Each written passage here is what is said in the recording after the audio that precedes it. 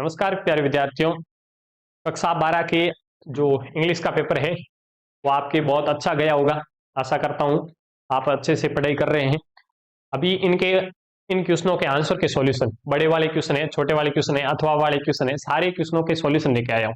आप अपनी तैयारी का आकलन कीजिए और आगे किस प्रकार से तैयारी करनी है ताकि बोर्ड में अच्छे नंबर आए। यदि अभी भी आपके किसी के यदि कम नंबर आ रहे हैं तो आप चिंता मत कीजिएगा, आगे आने वाले पेपर में बहुत अच्छी तैयारी कीजिएगा।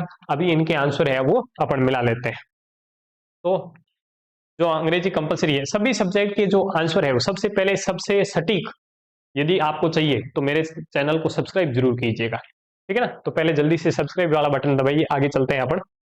अगला क्वेश्चन, अपने जो पहला क्वेश्चन है वो रहेगा सीन पैसेज का, अनसीन पैसेज का। तो इसके आंसर है वो मैंने इसके जो जब ये स्लाइड अंत में लगा रखे हैं, इससे पहले अपन वहां चलते हैं सीधे ग्रामर सेक्शन के ऊपर। सेक्शन सी, क्वेश्चन नंबर है अपना, क्वेश्चन नंबर अपन आ जाते हैं 6 पे। तो सीधे उनको मिला लेंगे, फिर उसके बाद में बड़े वाले क्वेश्चनों के आंसर देख लेते हैं। छठे क्वेश्चन है ये रहा। तो छठे क्वेश्चन में जो ये पहला है, इसमें कुछ नहीं करना था, इस वैन को इन दोनों लाइनों के बीच में लिखना था। वैन है वो इन दोनों के लाइनों के बीच में लिखना था और सही हो जाता आपका आंसर। और दूसरे में इसको ही को तो कट कर देना था और आपके यहां लिखना था आपको वो, या WHO वो, ये लिखते तो इस प्रकार से ये आंसर है वो भी सही हो जाता। फिर उसके बाद में सातवां क्वेश्चन है। सातवें क्वेश्चन में इस डॉट को हटा करके और इसमें इसके बीच में बट लगाना था, ठीक। फिर उसके बाद में सातवें का जो दूसरा क्वेश्चन है, इसमें इफ को हटाना था और इफ को हटा करके इसको विच लिखना था WHICH। इस प्रकार से इसका आंसर भी आपके सही हो जाता। फिर आठवां क्वेश्चन है। आठवें क्वेश्चन में पहले में ऑप्शन ये रहा और दूसरे में भी ये इस प्रकार से इसको करना था। आगे है नौवां क्वेश्चन। नौवें क्वेश्चन में पहले में तो एज वेल एज इसमें और दूसरे में ये, इसका आंसर सही रहेगा। आप अपने मिलान कीजिएगा सही हो रहे हैं कि नहीं हो रहे हैं, और कहाँ कुछ त्रुटि रह गई है वो मेरे को कमेंट में जरूर बताइएगा। आपका जो पेपर था वो हार्ड था, कठिन था, या फिर सरल इजी था, तो आप आकलन करके मेरे को कमेंट में जरूर बताइएगा और अपने दोस्तों को शेयर कर दीजिए ताकि वो भी अपनी जो पेपर है उसको सॉल्यूशन देख सके। सेक्शन डी में अब से वाला क्वेश्चन है जो सीन पैसेज से आए थे, उसको देख लेते हैं अपन यहाँ से। पहले क्वेश्चन का जो सही आंसर है वो है सी, सी सही है। फिर दूसरे में बी सही है, आप मिलान कीजिएगा। और फिर उसके बाद में तीसरे में ए सही रहेगा, और पांचवा में नहीं, जो तीसरा क्वेश्चन है सही है, इसमें ए सही है, और चौथे में भी ए सही है, और पांचवें क्वेश्चन है उसके अंदर बी सही है। इस प्रकार के आंसर इसके आंसर थे। आपने कौन सा गलत किया है बताओ, इनमें से कौन सा है क्वेश्चन है वो आपने गलत किया है। आगे आप सीधे आ जाइएगा अपने 18वें क्वेश्चन पे। फिर ऑप्शन वाले क्वेश्चन है, फिर उसके बाद में अपन बड़े वाले क्वेश्चनों के बारे में बात करेंगे। तो सीधा आ जाओ आप 18वें क्वेश्चन के ऊपर।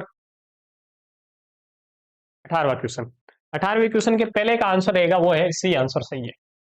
पहले का सी आंसर सही है और दूसरे का बी आंसर सही है। फिर उसके बाद में तीसरे का ए आंसर सही है,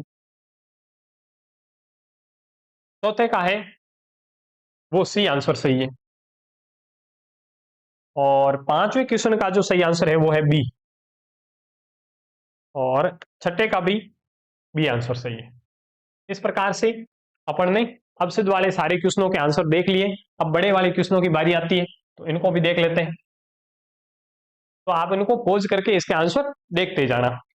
चलिए, ये रहा सेक्शन ए के पैसेज के आंसर। सेक्शन ए के पैसेज के आंसर है, इसको आप पहले का, दूसरे का, तीसरे का जो भी आपके इसका आंसर है वो मिलान कर लीजिएगा जल्दी से। जो अंत वाले क्वेश्चन है इसके, सातवां और आठवां छठा है, इसको जरूर मिलान कीजिएगा। फिर सेक्शन बी में आ जाते हैं। सेक्शन बी में भी इसके जो आंसर थे वो आप इसको पढ़िएगा जल्दी से, या फिर आप इसको पोज करके भी पढ़ सकते हो। आगे राइटिंग सेक्शन आता है जिसमें तीसरे क्वेश्चन में, जिसके अंदर आपको ये लिखना था, आपने एक नोटिस लिखना था जिसको आप इस प्रकार लिख सकते हैं। और नोटिस के बाद में अगला है इसकी फॉर्मल रिप्लाई, जो भी दूसरा अथवा में था वो भी लिख दिया उसके बाद में। और ये एक चौथे क्वेश्चन में एक रिपोर्ट लिखनी थी ट्रेन एक्सीडेंट के ऊपर, तो ये रहा चौथे का, ट्रेन एक्सीडेंट के ऊपर लिख सकते हो। फिर उसके बाद में अगला है पांचवें क्वेश्चन में ये इस प्रकार से, इसके आंसर भी ये है। और सेक्शन सी के तो आंसर आपने अपने पढ़ लिए पहले से ही, ये रहे सेक्शन सी के 7वें का, 6ठे का, 8वें का, ये रहा, ये अपन ने पहले से ही पढ़ लिए। 9वें का, डी में भी ये वाला क्वेश्चन पढ़ लिया था। आप सीधे आ जाओ 11वें क्वेश्चन के ऊपर। 11वें क्वेश्चन में एक आंसर राइटिंग थी टेक्स्ट बुक से, इसका आंसर आपने क्या लिखा, अथवा वाले साथ में लिख रखा है, तो आप इसको मिलान कर दीजिए।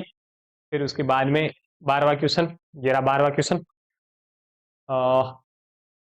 13वें का जो एक्सप्लेन लिखनी थी, और सीधे 14वें पर आ जाते हैं। 14वें क्वेश्चन के ये रहे आंसर, 14वां 15वां दोनों को पोज करके देख लीजिए। 15वां के आंसर ये रहा, और आगे 16 के अथवा वाले के साथ में सम्मिलित है, और ये 17। इस प्रकार से आपका पेपर का सॉल्यूशन हुआ कंप्लीट, और सब्सक्राइब जरूर कर दीजिएगा। धन्यवाद।